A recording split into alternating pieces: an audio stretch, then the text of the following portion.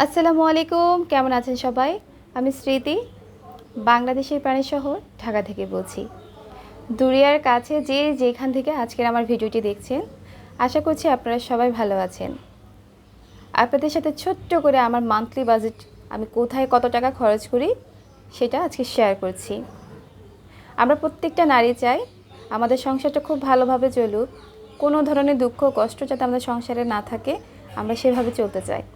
তো আমি সেসব নারী বা সেসব সংসারী নারীদের উদ্দেশ্যে একটু কথা বলতে চাই। যদি আমরা বাজেট প্ল্যান অনুসারে চলি, তাহলে দেখা যায় আমরা আমাদের সংসারটাকে ঠিকভাবে চালাতে পারি।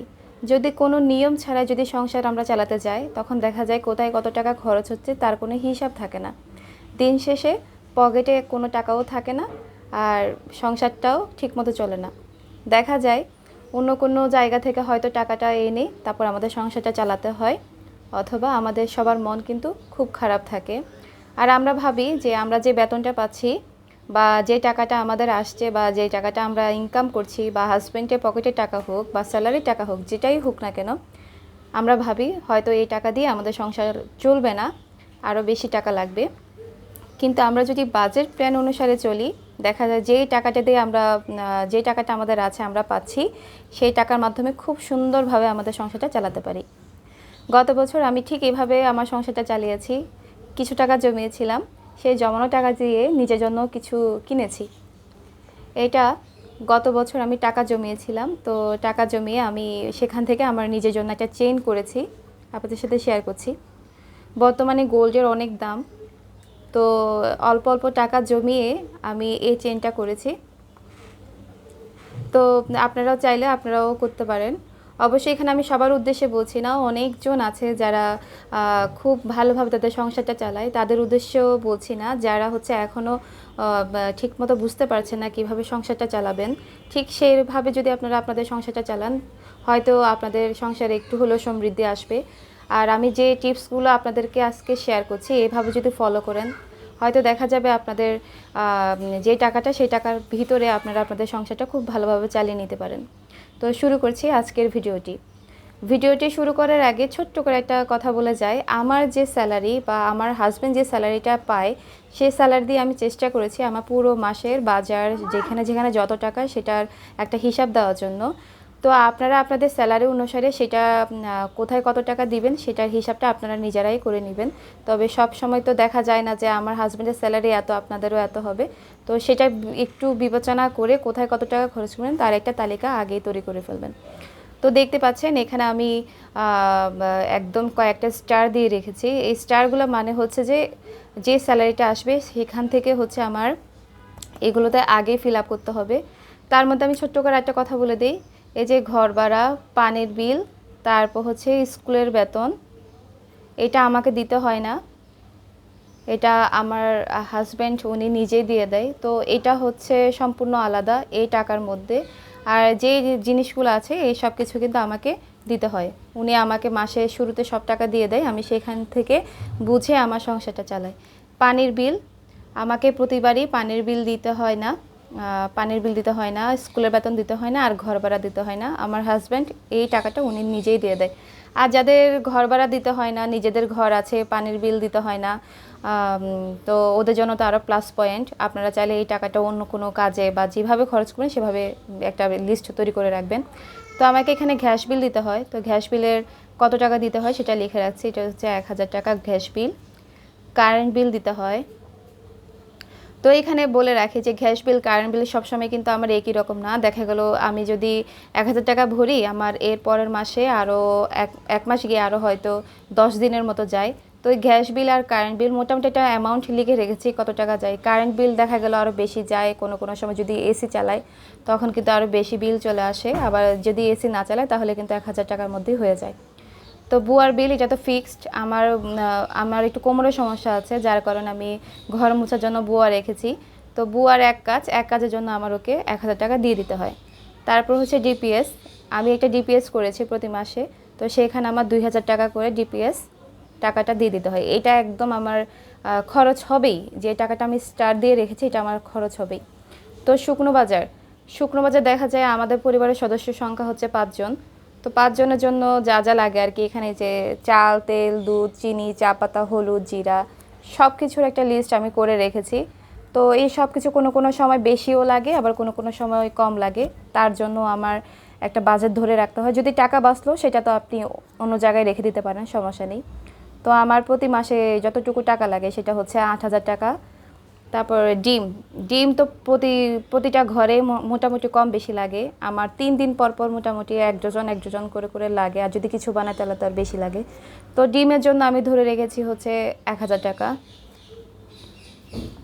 সবজি, বাজারে তো সবজি দরদাম উঠানামা করে, তারপরে নির্দিষ্ট একটা অ্যামাউন্ট করে রেখেছি, সেটা হচ্ছে 2,500 টাকা। মাছ মাংস, সেটার জন্য ফিক্সড 6,000 টাকা। বাচ্চাদের ফল দিতে হয়, তারপর টিফিন দিতে হয়, তো সেটার জন্য লিখেছি হচ্ছে 2,000 টাকা। এটা কিন্তু দেখাচ্ছে পুরো মাসের, এটা কিন্তু 1-2 দিনের জন্য না, এটা সম্পূর্ণ পুরো মাসের একটা হিসাব আপনাদের সাথে দেখাচ্ছি। তো হাত খরচ, হাজব্যান্ড আমাকে হাত খরচ দেয় 5,000 টাকা। এখানে অনেক হিসাব আছে, সেটা একটু আমি বলে দিচ্ছি।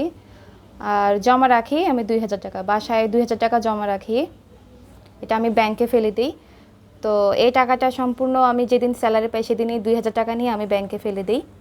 তারপরে এই যে বলে দিচ্ছি, হাত খরচে যে টাকাটা সেটা হচ্ছে সেখান থেকে আমি ডক্টরের বিল দিই, যদি আমার ডক্টর দেখানো লাগে বা আমার কোনো ধরনের ওষুধ লাগে সেখান থেকে দিচ্ছি। তো এখানে কত টাকা সেটা তো তখনই বুঝতে পারি যখন কিনতে যাব। তো প্রসাধনী অনেক সময় দেখা যায় আমার ফেস ওয়াশ লাগে, ক্রিম লাগে, তো এটা সম্পূর্ণ আমার হাত খরচ থেকে চলে যায়।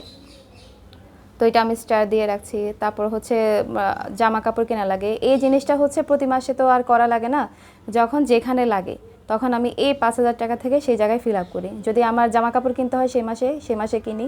আর যদি মনে হয় যে না আমার কোনো অসুখ হচ্ছে, সেটার জন্য ডক্টরের যে বাচ্চাদের তো অসুখ লেগেই থাকে দেখা যায়, তো এই সব জায়গায় আমি এই 5,000 টাকাটা খরচ করি। জামা কাপড়ের জন্য আমার লাগে, বাচ্চাদের জন্য কিনতে না হলেও নিজের জন্য কিনতে হয়, না হলে ঘরের টুকিটাকি জিনিসপত্র কিনতে হয়। তো এই জিনিসগুলো কিন্তু আমি এইখানে খরচ করি। কোথায় কোথায় খরচ করি সেটা তো দেখতে পাচ্ছেন। খেলনা, তো যেখানে ছোট বাচ্চা আছে তো সেই বাসায় কিন্তু প্রতি মাসে কোনো না কোনো খেলনা তাদের বাচ্চাদের জন্য লাগে। তো আমার বাচ্চার জন্য কিন্তু আমার খেলনা কিনতে হয়। তো আমি এই 5,000 টাকার মধ্যে সব কিছু হিসাব করি। তো এখানে একটা কথা বলে রাখি যে 5,000 টাকা, এখানে আমি যে জিনিসগুলোর একটা হিসাব করেছি, এখানে অনেক সময় দেখা যায় কম বেশি আমার লাগে। তো এইখান থেকে যদি কিছু টাকা জমে, তো সেই টাকাও হয়তো দেখা গেলো আমি আমার ঘরের জন্য কিনি, অথবা হয়তো দেখা গেলো সেই টাকাটা আমি জমা করে রাখি, হয়তো পরের মাসে সেই টাকা দিয়ে জমা করে ওখান থেকেও কিছু ঘরের জন্য জিনিসপত্র কিনতে পারি।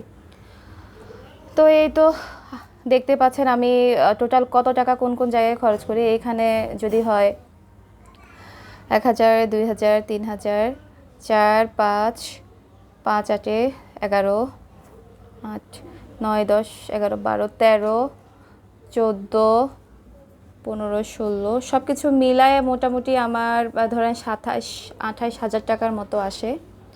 এই যে 30,000-এর মধ্যে সব কিছু মিলায় আমার 28,000 টাকার মতো আসে। তো এখান থেকে যে টাকাটা বেঁচে যায় সেটা কিন্তু আমি আবার জমা করে রাখি।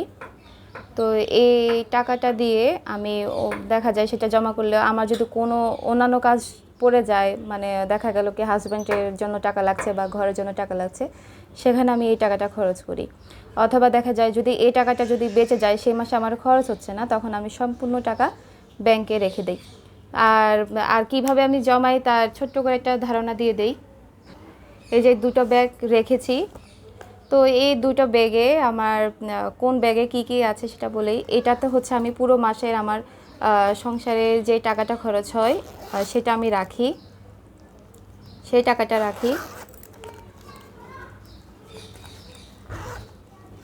এই যে আমার কোথায় কত টাকা খরচ হবে সেটা আমি এখানে রেখে দেই। আর যে টাকাটা বেঁচে যায়, মানে যে টাকাটা আমার লাগবে না, যে টাকা আমার দরকার নেই, সেই টাকাটা আমি এই ব্যাগে রেখে দিই। আর এই ব্যাগে রাখলে দেখা যায় খরচ হয় না, আর দিন শেষে বোঝা যায় যে আমার কত টাকা জমেছে, আমি এক মাসে কত টাকা জমিয়েছি। তো এইভাবে আমার পুরো মাসের মাসিক বাজারটা শেষ করি। তো দেখতে পাচ্ছেন। তো ভিডিওটি কেমন লেগেছে অবশ্যই সবাই আমাকে কমেন্টসে জানাবেন, আর যদি ভালো লেগে যায় একটা করে লাইক আর আমার চ্যানেলটিকে সাবস্ক্রাইব করে রাখবেন। তো ধন্যবাদ।